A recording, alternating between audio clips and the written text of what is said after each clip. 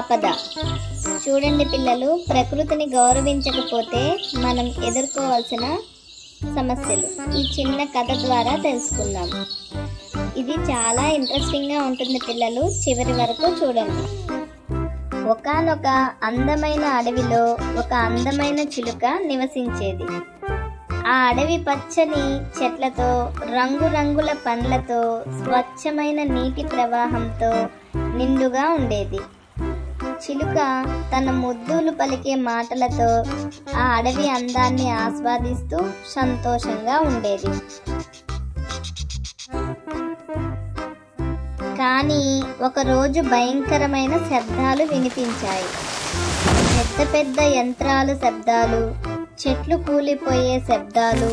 చూస్తే కొంతమంది మనుషులు జేసీబీలు మరియు ఇతర భారీ యంత్రాలతో అడవిలోకి ప్రవేశించి చెట్లను నరకడం మొదలుపెట్టారు. చిలుక భయంతో వణికిపోయింది. తన ఇల్లు, తన స్నేహితులు, తన ఆహారం అన్నీ నాశనమైపోతున్నాయి.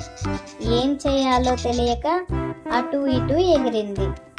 మిగతా పక్షులన్నీ భయంతో ఎగిరిపోతున్నాయి. ఇప్పుడు ఎక్కడికి వెళ్ళాలి, ఏం చేయాలి అని చిలుక భయంతో ఆలోచించింది. ఆ అడవి తప్ప ఇంకేమీ తెలియదు. ఆ అడవిలోనే తన జీవితం. అప్పుడు చిలుకకి ఒక ఆలోచన వచ్చింది. మనము ఈ మనుషులను భయపెట్టాలి.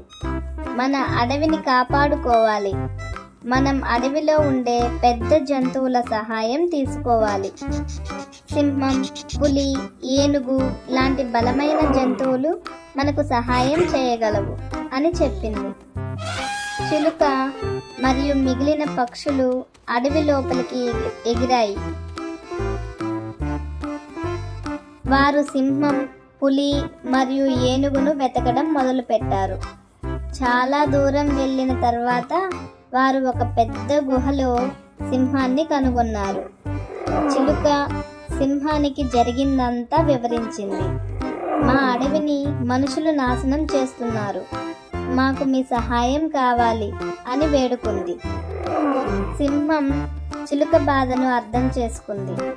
మీ అడవిని కాపాడడానికి నేను సహాయం చేస్తాను. ఈ మనుషులు అడవిని నాశనం చేయడం నేను సహించలేను అని గర్జించింది. అప్పుడు చిలుక పులి మరియు ఏనుగును కూడా కలిసింది. వారికి పరిస్థితిని వివరించింది. వారు కూడా సహాయం చేయడానికి అంగీకరించారు. సింహం, పులి, ఏనుగు మరియు మిగిలిన పక్షులందరూ కలిసి మనుషులు చెట్లను నరుకుతున్న ప్రదేశానికి వెళ్ళారు. సింహం గట్టిగా గర్జించింది. పులి భయంకరంగా అరిచింది. ఏనుగు తన తొండంతో పెద్ద శబ్దాలు చేసింది. చిలుక మరియు మిగిలిన పక్షులు పెద్దగా కేకలు వేశాయి. మనుషులు ఆ భయంకరమైన శబ్దాలు విని భయపడిపోయారు.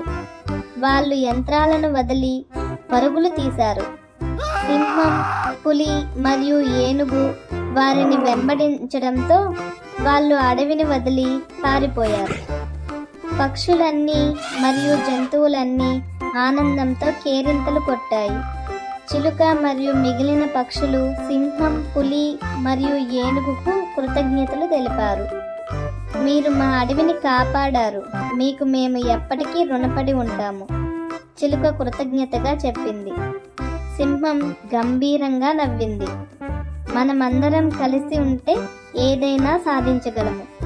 మీ అడవిని కాపాడుకోవడం మనందరి బాధ్యత అని చెప్పింది. అప్పటి నుంచి చిలుక మరియు మిగిలిన పక్షులు, జంతువులు అడవిని కాపాడుకోవడానికి కలిసి పనిచేశారు. వాళ్ళు మళ్ళీ ఆనందంగా, ప్రశాంతంగా జీవించడం మొదలుపెట్టారు. ఆ అందమైన అడవి మళ్ళీ పచ్చదనంతో కలకల్లాడింది. చూడండి పిల్లలు, ప్రకృతి మనకు జీవించడానికి కావలసిన ప్రతిదీ ఇస్తుంది. మనం దానిని గౌరవంగా చూడాలి మరియు విధ్వంసం చేయకూడదు. ప్రకృతిని ప్రేమించడం అంటే మన భవిష్యత్తును ప్రేమించడమే. Thanks for watching kids. ఈ వీడియో మీకు నచ్చినట్లయితే లైక్, షేర్, సబ్స్క్రైబ్ చేసుకోండి పిల్లలు.